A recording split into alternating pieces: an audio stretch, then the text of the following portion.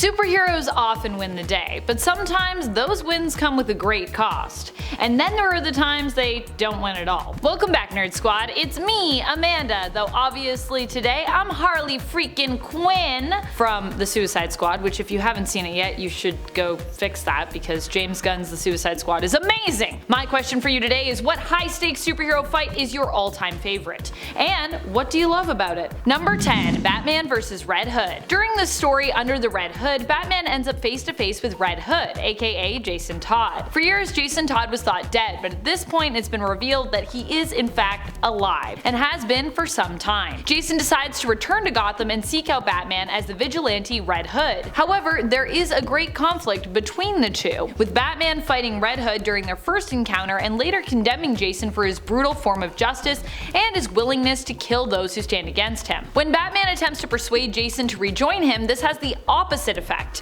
only turning Jason more towards the darker path. Jason gives Batman an ultimatum: kill the Joker or kill him. You see, Jason wasn't mad that Batman wasn't able to save him years ago, or that he didn't come looking for him after his seeming death. He was mad that the Joker was still alive, with Batman allowing him to go on living, despite what he'd done. Batman refuses, however, to kill Jason or the Joker, instead preventing Jason from shooting the villain. As a result, Jason becomes an enemy of Batman, and a villain in general. And friends, before we move on to this next spot, if you are loving what we do here at Top 10 Nerd, why not show us you love us by hitting that subscribe button?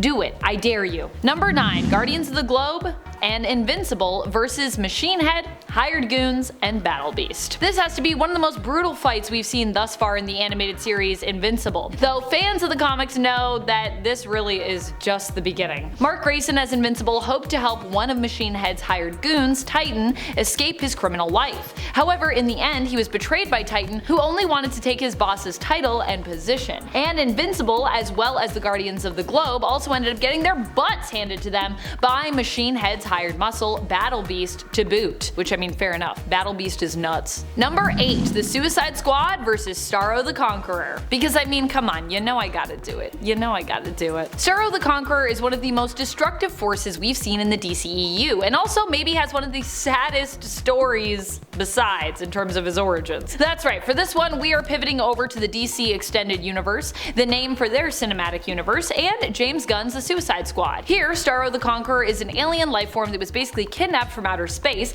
brought to Earth, and experimented on by the Thinker. Over time he has grown to be massive, and of course quite angry at his captors. When the Suicide Squad are tasked with uncovering the secret of Project Starfish and destroying the base that houses it, they end up freeing Starro, causing mass destruction in Corto Maltese. They defeat Starro in the end, but some of them of course die along the way, and the amount of property damage and casualties as a result of this fight is pretty immense. Number 7. Wakanda vs. Namor the Submariner. This fight targeted the entire, often mostly heroic nation of Wakanda. And what's more, it was another supposed hero, or at least anti-hero, doing the damage. This all went down during the Avengers vs. X-Men event, with the Avengers said to have taken up refuge in Wakanda, and Namor being possessed by a piece of the Phoenix Force belonging at the time to the Phoenix Five. He decided to use his power to draw them out. How did he do this? Well, with a tidal wave that destroyed much of Wakanda, killed or hurt many of its people, and ended up causing a split between everyone's favorite couple, T'Challa's Black Panther and Aurora Monroe's Storm. Thanks for that, Namor.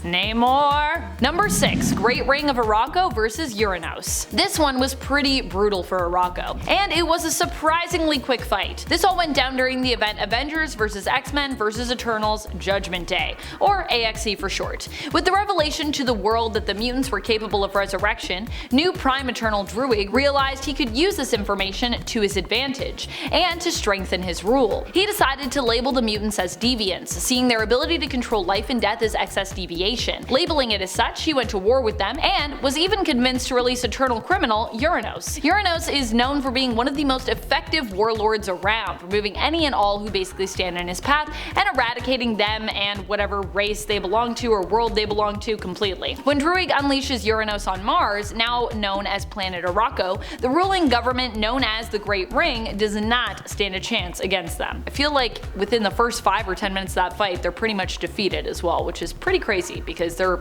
like all Omega level mutants. Number 5. Marvel Universe versus the Progenitor. This one was quite the doozy. Remember how we were talking about AXE? Well, doesn't end with Druig unleashing Uranos. Although Uranos plays a key role and is a massive threat in this story, he isn't even the main antagonist here. That role is actually taken by the Progenitor. The Progenitor is the Rebel Eternal's response to Druig's reign and his attack on mutants. They decide the best way to stop him is to resurrect a Celestial, creating their own version of one of the cosmic gods, and giving it a moral system which would actually help the Celestial to see their side of the argument, thereby defeating and deposing Druig. This, however, does not work out as planned. With the help of the Avengers and mutant geneticist Mr. Sinister, the Eternals create their god, but it turns out that the Progenitor is less interested in judging solely Druig and more interested in judging all of Earth. And if found lacking, the Progenitor promises that within 24 hours, Earth will be destroyed as a result. And after the 24 hours are up, and it does indeed judge Earth to be unworthy, it begins to deliver on its promise, killing many of Marvel's most prominent and most powerful heroes. Number 4. Superman versus the Joker and Harley Quinn. This one definitely ended in major disaster, as it was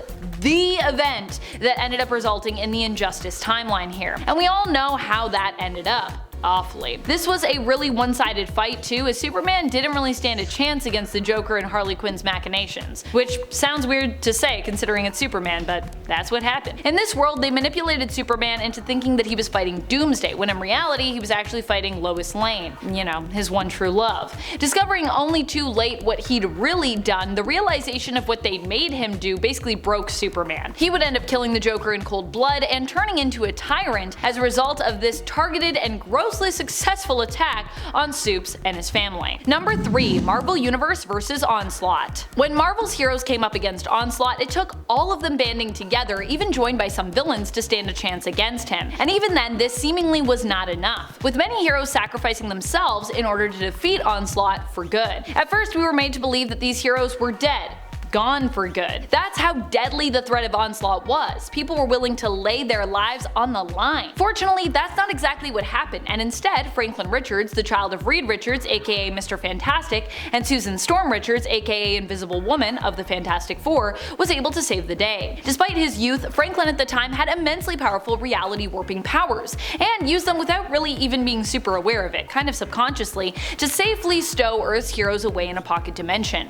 Onslaught would be defeated, the heroes saved, and shortly after they would make their return to the main reality of Earth 616. But still, we thought they were all dead, so it was a pretty big cost, it seemed at the time. Number 2. Captain America versus Iron Man. When these two fought just as the 2015 Secret Wars event was starting up in Avengers issue number 44 during Time Runs Out, it was literally a fight that ended with the destruction of the multiverse. I don't know how much more disastrous that can get. While Captain America and Iron Man weren't the ones behind the destruction of the multiverse, they also weren't doing much to help prevent it at this point either. This fight had been a long time coming at this point, considering all the pent-up frustration and tension that had been growing between these two over the years, especially after the events of Civil War. The thing is, there will always be room in the comics for a fight between Cap and Tony, because, well, they're both so different in terms of their ideologies. Unless I guess we are in the reality of Earth 3490, where Steve Rogers and a female version of Tony named Natasha Stark are actually married. Although, I'm sure even those two fight, right? Marital fights. Number 1. DC Universe versus Perpetua. Perpetua is one of the greatest threats the multiverse has ever faced when it comes to DC Comics. And when our famed heroes first faced her, guess what? They lost.